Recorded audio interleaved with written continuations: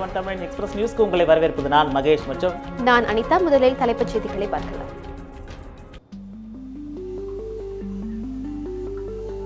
தமிழக அரசின் ஜல்லிக்கட்டு சட்டத்திற்கு தடை விதிக்க உச்சநீதிமன்றம் மறுப்பு. புதிய சட்டத்தை எதிர்க்கும் மனுக்கள் மீது மத்திய மாநில அரசுகள் 6 வாரங்களுக்குள் பதிலளிக்க உத்தரவு. விலங்குகள் நல வாரியம் உள்பட பல்வேறு அமைப்புகள் இடைக்கால மனுக்கள் தாக்கல். 2016 பிறப்பித்த அறிவிக்கையை திரும்ப பெற்றுக் கொள்வதாக உச்சநீதிமன்றத்தில் மத்திய அரசு அறிவிப்பு. ஜல்லிக்கட்டுக்கு ஆதரவாக தமிழகத்தில் நடைபெற்ற போராட்டத்தில் உச்ச நீதிமன்றத்திற்கு எதிராக முழக்கங்கள் எழுப்பப்பட்டது தொடர்பாக நீதிபதிகள் கேள்வி.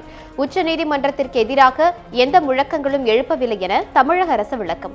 போராட்டம் நடந்தபோது சட்டம் ஒழுங்கை தமிழக அரசு முறையாக பேணவில்லை என்றும் நீதிபதிகள் அதிருப்தி.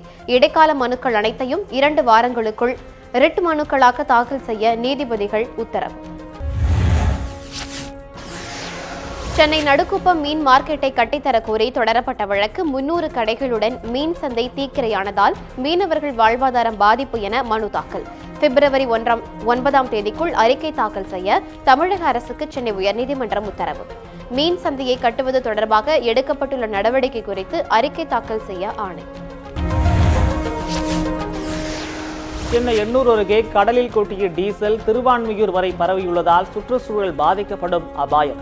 ஈரான் கப்பலும் மும்பையில் இருந்து டீசல் ஏற்றி வந்த கப்பலும் மோதிய விபத்து. எண்ணெய் கப்பலில் இருந்து வெளியேறிய டீசல் கடற்பரப்பு முழுவதும் மிதக்கிறது. எண்ணெய் படலத்தை அகற்றும் பணியில் தொய்வு என புகார். எண்ணெய் படலத்தை முற்றிலும் அகற்ற விரைந்து நடவடிக்கை எடுக்க சூழலியல் ஆர்வலர்கள் கோரிக்கை. சென்னை கடற்கரை பகுதிகளில் தொடர்ந்து மிதக்கும் எண்ணெய் படலத்தால் பாதிப்பு. பாதிக்கப்பட்டுள்ள மீனவர்களுக்கு உரிய நிவாரணம் வழங்கப்படும் என அமைச்சர் ஜெயக்குமார் அறிவிப்பு. கடல்வாழ் உயிரினங்கள் ஆக்சிஜன் கிடைக்காமல் பாதிக்கப்பட்டுள்ளதாகவும் வேதனை. எண்ணெய் படலத்தை அகற்றி நிலைமை சீராக 10 நாட்களாகும் என்றும் தகவல்.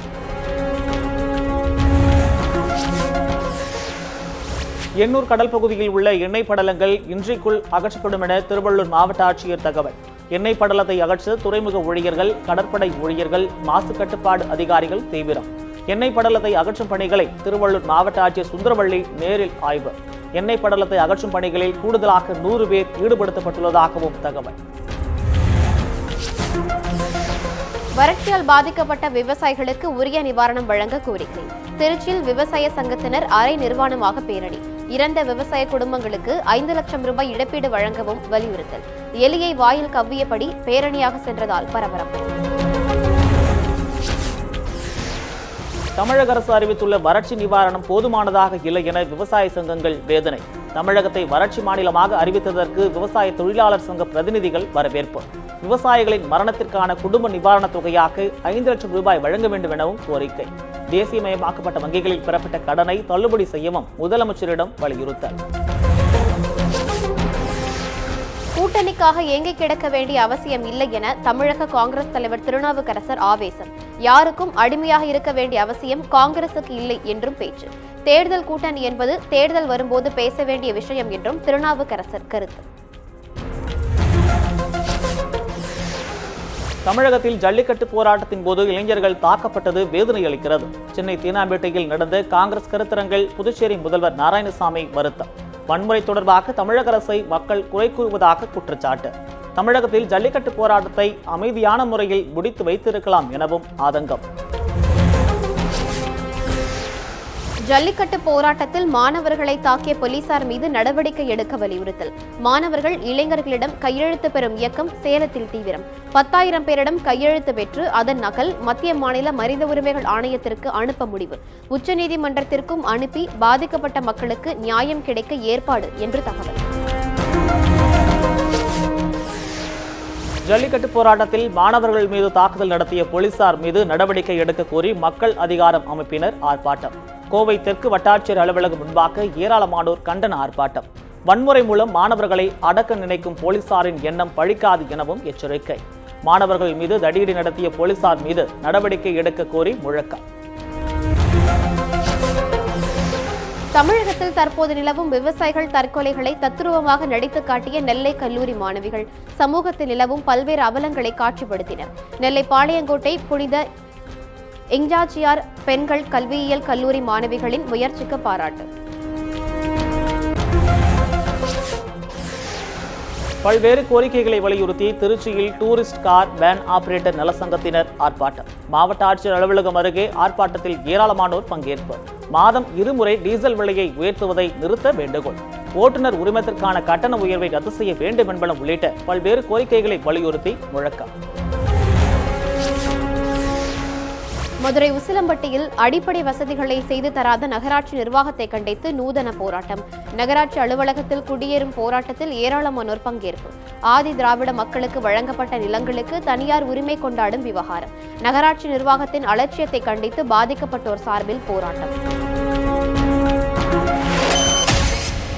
வான்வெளி விபத்துகள் பெரும்பாலும் மனித தவறுகளால் தான் நடக்கிறது.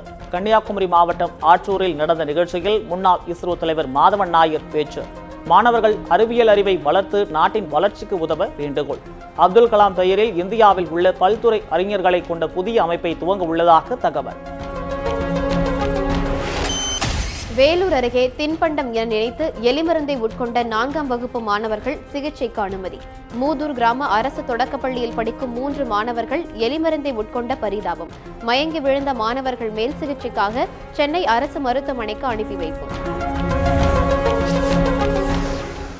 நெல்லை மாவட்டம் அம்பாசமுத்திரம் அருகே வனத்துறையினர் வைத்த கூண்டில் சிறுத்தை சிக்கியது. கடனா நதி அணை அடிவாரங்களில் 3 ஆண்டுகளுக்கு மேலாக வனவிலங்குகள் நுழைந்து அட்டகாசம். கிராமத்திற்குள் சிறுத்தை புகுந்து ஆடு மாடு உள்ளிட்ட விலங்குகளை அடித்துக் கொன்றதால் பதற்றம். சிறுத்தையின் நடமாட்டத்தை கண்காணித்து வந்த வனத்துறையினர் கூண்டு வைத்து பிடித்தனர். நெல்லை நெல்லையப்பர் காந்திமதி அம்மன் கோவிலில் தைப்பூச தீர்த்தவாரி திருவிழா கொடியேற்றத்துடன் தொடக்கம்.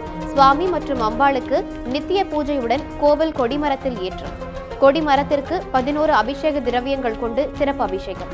பிப்ரவரி 9ஆம் தேதி தைப்பூச தீர்த்த வாரியம், 12ஆம் தேதி தெப்ப உற்சவமும் நடைபெறும் என்று அறிவிப்பு. பழனி மலைக்கோவில் ரோப்கார் சேவை மாதாந்திர பராமரிப்பு பணிகளுக்கு நிறுத்தம்.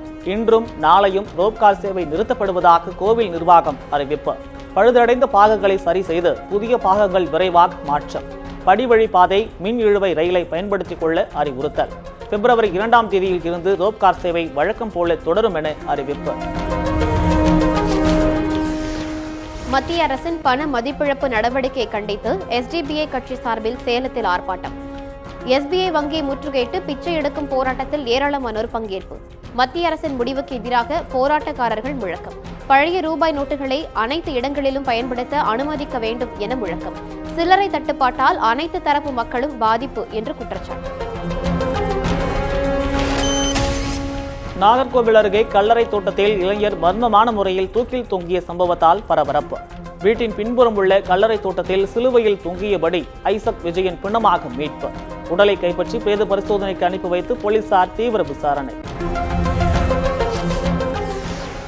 பெரம்பலூர் மாவட்டத்தில் கரும்பு அரவை இயந்திரத்தில் அடிக்கடி ஏற்படும் பழுதால் அரவை பணிகள் பாதிப்பு என்று புகார்.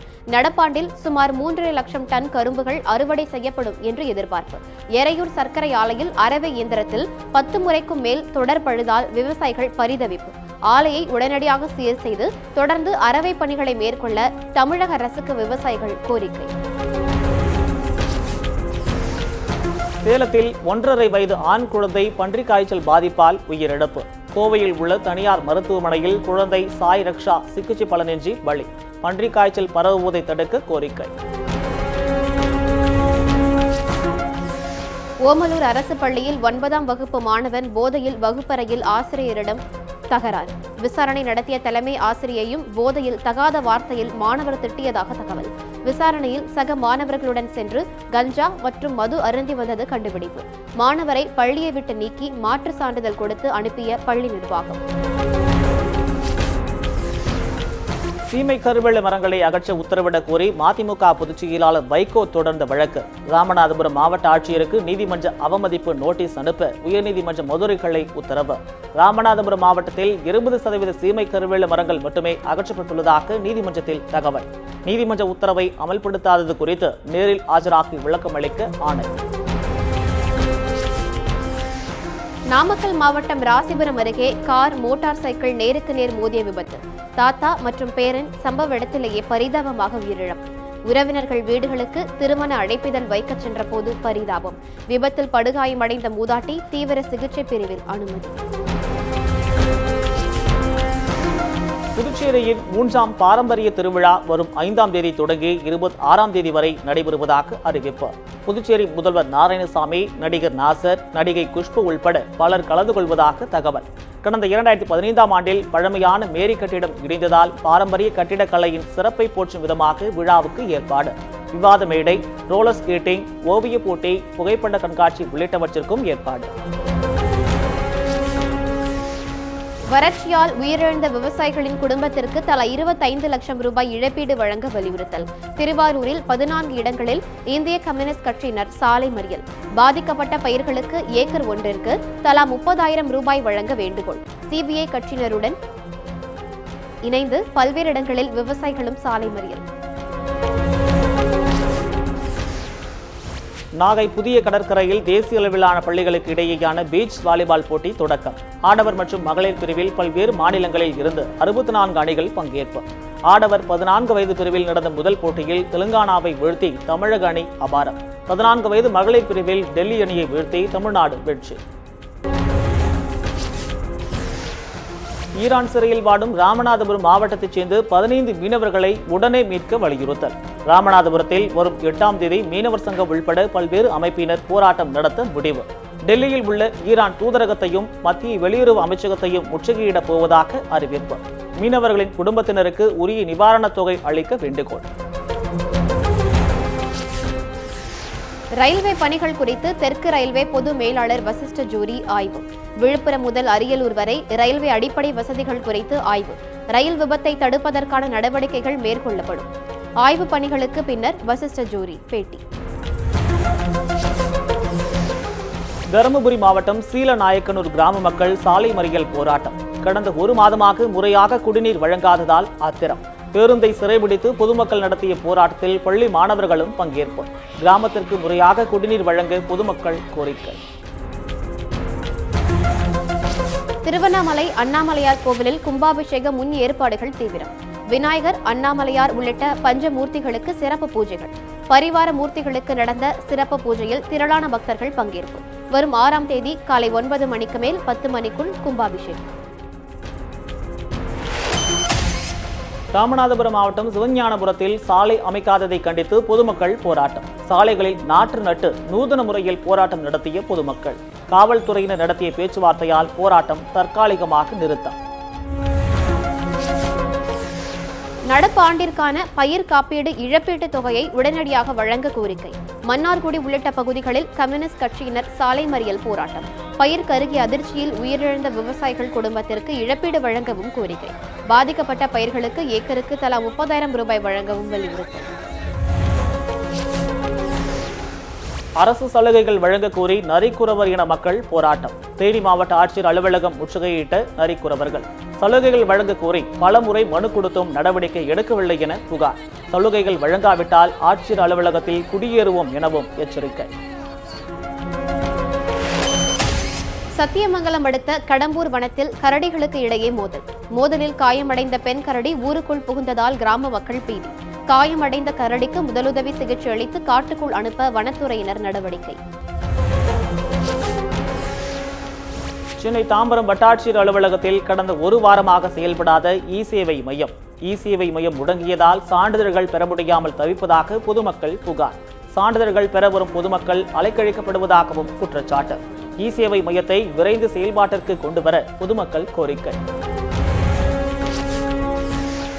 உதகை அருகே அவலாஞ்சி வனப்பகுதியை ஆக்கிரமித்துள்ள வெளிநாட்டு மரங்கள், சீகை, யூக்கலிப்டஸ் மற்றும் பைன் மரங்களை வெட்டி அகற்றும் பணியில் வனத்துறையினர் தீவிரம்.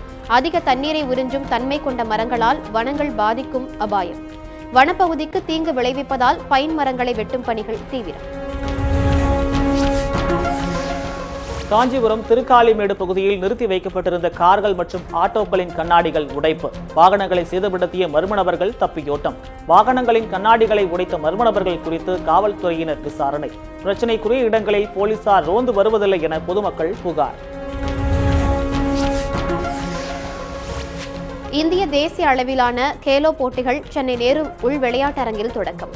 டேக்வாண்டோ, கைப்பந்து உள்ளிட்ட பல்வேறு விளையாட்டுகள் கேலோ போட்டியில் இடம்பிடிப்பு. ஆடவர் மற்றும் மகளிர் பிரிவுகளில் வரும் 5ஆம் தேதி வரை கேலோ போட்டிகள் நடைபெறுகிறது. 20 மாநிலங்களிலிருந்து சுமார் 959 வீரர் வீராங்கனைகள் போட்டிகளில் பங்கேற்பர். இத்துடன் எக்ஸ்பிரஸ் நியூஸ் நிறைவடைந்தது. தொடர்ந்து இணைந்திருங்கள் நியூஸ் 7 தமிழோடு.